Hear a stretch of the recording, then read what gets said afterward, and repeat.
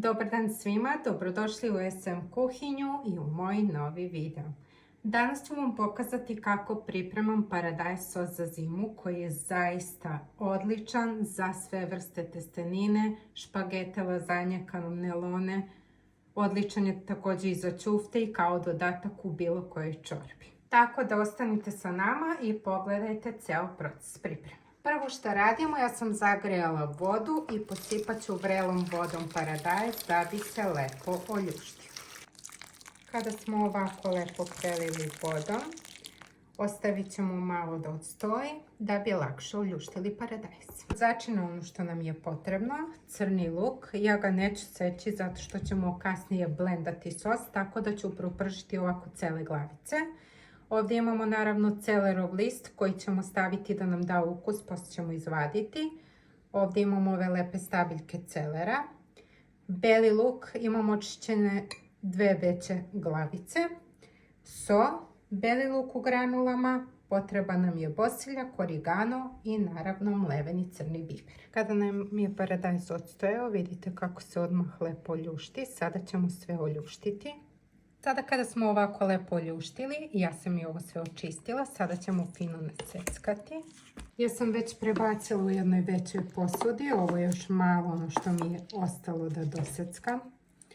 Ja ne znam tačno koliko ima količina paradajza, domaći je, zaista je jako ukusan, a proces je isti i sa manjom i sa većom količinom.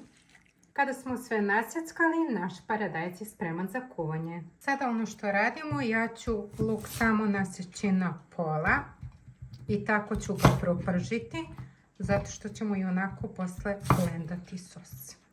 Ovaj list ću staviti ceo celera, poslije ću ga samo izvući kad se bude sos kuvao. Ovo ćemo također ovako staviti celo i lepo kasnije izblendati sve zajedno.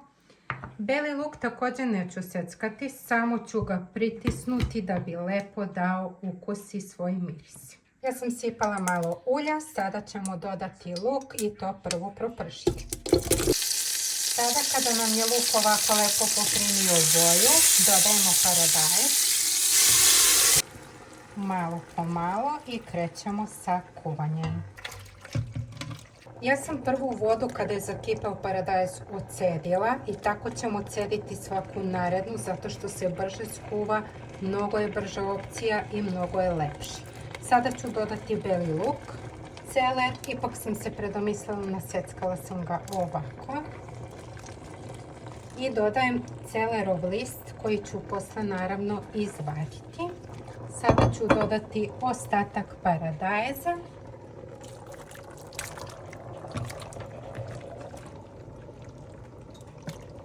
Šerpa nam je puna.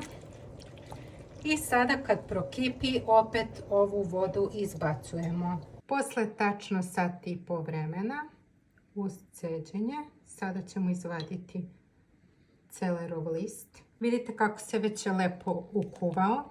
Zaista je ovako proces mnogo brži. Sada ćemo to fino začiniti. Stavljam prvo so.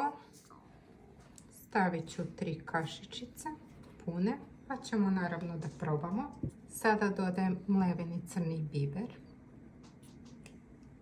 Zatim dodajem beli luk u granulama.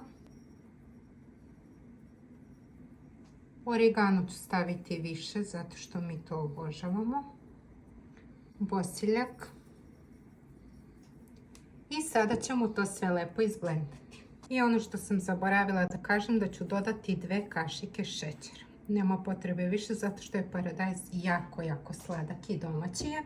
Sada ćemo to sve fino zajedno izblendati. Sada kad smo sve fino ovako izblendali, pogledajte kako je već gust. Sada ćemo vratiti i još malo prokuvati. Posle 2 sata i nekih 20 minuta naš sos je gotov. Pogledajte kako lepo izgleda. Ja sam stavila jednu kesicu salicila zato što mi je prostorija u kojoj čuvam zimnicu toplija i ovako sigurno ne može da se pokvari. Sada ćemo izvaditi tegle koje sam ja naravno oprala i spremila. Sada su vruće, izvadit ćemo i odmah ću sipati sos. Sada ćemo lepo sipati sos dok je vruć i odmah zatvoriti tegle. Pogledajte koliko je gust, zaista je odličan. Sada ćemo ih odmah zatvoriti i sada ćemo ih ovako okrenuti. Sada kada smo ih ovako lepo zatvorili i upakovali, ja sam ih okrenula da se lepo vakumiraju zatvarači. Sada ću lepo pokriti ovako jednim piškirom i ostavljam da stoje do sutra. Naš sos je spreman, možemo ga ostaviti i spakovati za zimu. Znači ovo je nešto zaista odlično. Nemate ništa bolje nego preko zime kad možete izvaditi sveže skuvani sos, možete skuvati makarone, špagete ili kao dodatak u bilo kom jelu, znači zaista nešto odlično. Način pripreme, kao što ste mogli vidjeti, zaista je brz, odličan i veoma lak, znači može napraviti svako.